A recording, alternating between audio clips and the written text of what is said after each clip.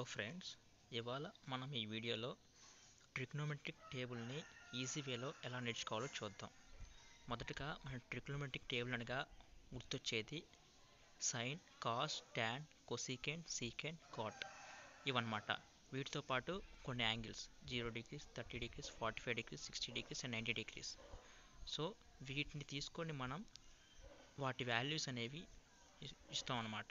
మొదటగా sign value మనం గుర్తుంచుకుంటే మిగతాన్నిటిని ఫైండ్ అవుట్ చేయొచ్చు. సైన్ 0 డిగ్రీస్ ఎప్పుడు కూడా మనకి 0 ఉంటుంది అనమాట. Sign 30 degrees 1/2. సైన్ 45 డిగ్రీస్ 1/√2 ఉంటుంది. సైన్ 60 డిగ్రీస్ √3/2 అండ్ సైన్ 90 అనగా 1. మనకి సైన్ యొక్క ఈ 5 వాల్యూస్ గుర్తుంటే మిగతా అన్నిటిని ఈజీగా కనుక్కోవచ్చు. ఇక్కడ బేసిక్ ట్రిక్ ఏంటంటే సైన్ ఫార్వర్డ్లో ఉంటే కాస్ దానికి రివర్స్లో ఉంటుంది అనమాట. అది ఎలా అంటే సైన్ వాల్యూస్ లాస్ట్ నుంచి ఫస్ట్ దాకా ఉన్న వాల్యూస్ కాస్ట్లో ఫస్ట్ నుంచి లాస్ట్ పోతాయి అనమాట. చూడండి ఇక్కడ రాశాను. 0 దగ్గర 1 రాశాను, 30 దగ్గర √3/2 రాశాను, 45 దగ్గర 1/√2 రాశాను, నెక్స్ట్ 1/2 0. చూడండి. సో ఇక్కడ చూసారు కదా మీరు, సైన్కి కాస్ రివర్స్ అనమాట. ఇప్పుడు టాన్ అంటే మనకి గుర్తొచ్చే formula tan is equal to sin by cos. So sine divide by cos చేస్తే మనకి tan వస్తుంది. అక్కడ వాల్యూ చూడండి మీరు. So tan is equal to sin by cos.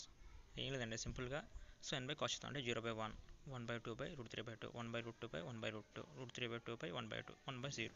అలా ఇక్కడ చూడండి, tan 0 డిగ్రీస్ 0/1 అంటే ఎంత? 0. నెక్స్ట్ tan 30 అంటే sin 30/cos 30. ఇక్కడ చూడండి, 1/2 డివైడ్ బై √3/2, 2 క్యాన్సిల్. అప్పుడు మనకి ఏం మిగులుతుంది? 1/√3.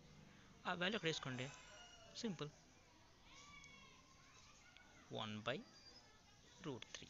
నెక్స్ట్ tan 45 కావాలి. tan 45 కావాలంటే sin 45/cos 45 అంటే 1/√2 divide by 1/√2. Both are cancel, same ఉన్నాయి కాబట్టి. సో 1. tan 45 డిగ్రీస్ వాల్యూ ఎంత? 1. సో ఆ 1 అక్కడ వేసుకోండి, 1. నెక్స్ట్ tan 60 కావాలి. tan 60 కావాలంటే తెలిసిందే, మళ్ళీ అదే రిపీట్ చేయండి. √3/2 డివైడ్ బై 1/2, 2 క్యాన్సిల్ చేసేయండి. నెక్స్ట్ ఏం మిగులుతుంది మనకి? √3/1 అంటే √3. సో tan 60 ఎంత అవుతుంది ఇప్పుడు మనకి? √3 అవుతుంది. నెక్స్ట్ tan 90 కావాలి. 1/0 అంటే ఇది అన్డిఫైన్డ్ అండి. సో ఇన్ఫినిటీ వాల్యూ వస్తుంది మనకి, కాబట్టి ఇన్ఫినిటీ వేసుకుంటాం. చూడండి ఇక్కడ. నెక్స్ట్ మిగిలింది కొసికెంట్, సీకెంట్, కాట్. ఇక్కడ సింపుల్ ట్రిక్ రిలేషన్ ఏంటంటే సైన్కి కొసికెంట్ రెసిప్రోకల్, కాస్కి సీకెంట్ రెసిప్రోకల్, టాన్కి కాట్ రెసిప్రోకల్. సో ఇక్కడ మనం రెసిప్రోకల్ థియరీ అనేది యూజ్ చేస్తాం. అసలు రెసిప్రోకల్ అంటే ఏంటి? చూడండి, రెసిప్రోకల్ అంటే ఏంటంటే ఆ ఉన్న వాల్యూని రివర్స్ చేయడం.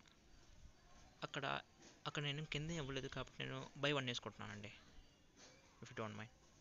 చూడండి, 0/1, 1/1. ఓకేనా?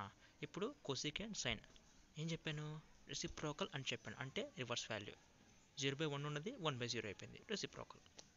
సో 1/2 ఉంది అంటే 2/1 ఈజ్ ఈక్వల్ టు 2. అలా 1/√2 ఉంది, ఏముంది? రెసిప్రోకల్ చేస్తే √2 వాల్యూ వస్తుంది. 60కి 2/√3 అవుతుంది, 90కి 1/1 అంటే 1 అవుతుంది.